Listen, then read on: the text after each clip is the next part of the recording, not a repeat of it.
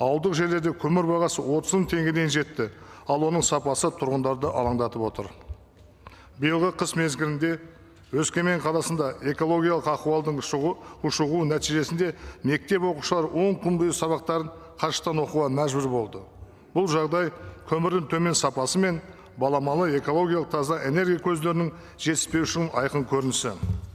Бүгін еліміздегі газдандыру мәселесі Шығыс Қазақстан, Абай, Павлодар және Солтүстік Қазақстан облыстарын қамтитын маңызды аймақаралық мәселе болып отыр.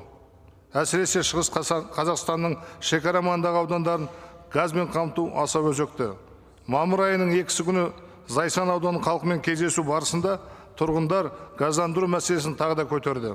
Газ кенішінің үстінде отырып, көгілдір отынға қол жеткізе алмау Зайсан халқы үшін түсініксіз әрі әділетсіз жағдай.